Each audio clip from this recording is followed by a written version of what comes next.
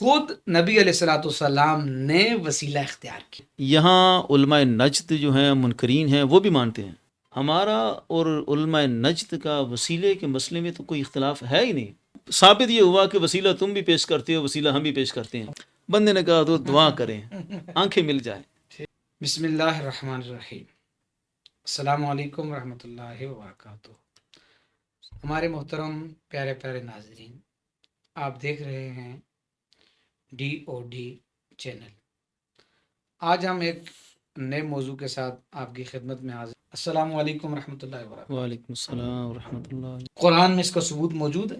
اللہ نے حکم دیا کہ نماز اور صبر کے ذریعے سے استعانت کرو، تو یہ وسیلہ یہ ہے. بات آ جاتی ہے ذوات صالحہ. اعمال صالحہ وہ بھی مانتے ہیں، لیکن ذوات صالحہ الگ ہے. لیکن یہ کوئی قانون تو نہیں ہے کہ ایک چیز کا ذکر دوسرے کی نفی کو مستلزم ہو. اس کو بہت بڑا گناہ بنایا نا. اب اس کو گناہ ثابت کرنے کے لیے کوئی نہ کوئی آیت تو پیش کرے نا. لطیف مناظرہ حضرت قطب مدینہ شیخ ضیاء الدین مدنی علیہ رحمہ کا، وہ بھی اس آیت کے متعلق تھا. علماء نجد کا پورا وفد بیٹھا کہ یہ بندہ معاذ اللہ مدینہ شریف میں بیٹھ کے شرک کرتا ہے. اچھا. آپ نے فوراً سوال اٹھایا، فرمایا کہ ہمارے شیخ ابن عبد الوہاب نجدی، اس نے کتاب توحید کے اندر خود وسیلہ ثابت کیا ہوا ہے. ثابت یہ ہوا کہ وسیلہ تم بھی پیش کرتے ہو، وسیلہ ہم بھی پیش کرتے ہیں. مشکوک. اور اب ہمارا وسیلہ بھی سنو. گورنر نے آپ کو اجازت دی کہ آپ اپنے معاملات کریں. یا تو ذوات کی نفی کریں نا قرآن کی کسی آیت سے کہ اللہ نے منع کیا ہو کہ میری بارگاہ میں کسی ذات کا کوئی وسیلہ نہیں پیش کرنا. بلا وسیلہ بھی سنتا ہے تو یہ پھر وسیلہ اختیار کرنا یہ ضروری ہوتا ہے. حضور بھی کسی کا وسیلہ پیش کر رہے ہیں. ان کی قبر مبارک میں بھی نبی پاک صلی اللہ علیہ وسلم برکت کے لیے تشریف لے گئے. سکتے ہیں کیا حضور نے امت کو بھی حکم دیا تھا کہ وہ یہ کریں؟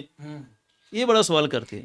اور یہ جو میں حدیث پیش کرنے لگا ہوں یہ سنن ترمذی میں بھی ہے اور ابن ماجہ میں بھی ہے. امام نسائی نے جو دوسری کتاب لکھی ہے السنن الکبریٰ، اس کے اندر بھی حدیث کو نقل فرمایا.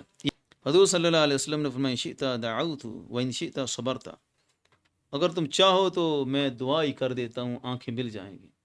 اگر چاہو تو صبر کرو، وہ تمہارے لیے بہتر ہے. وسیلے سے دعا کی تو فوراً ان کی آنکھیں روشن ہوئیں، انہیں نظر آنا شروع ہو گیا.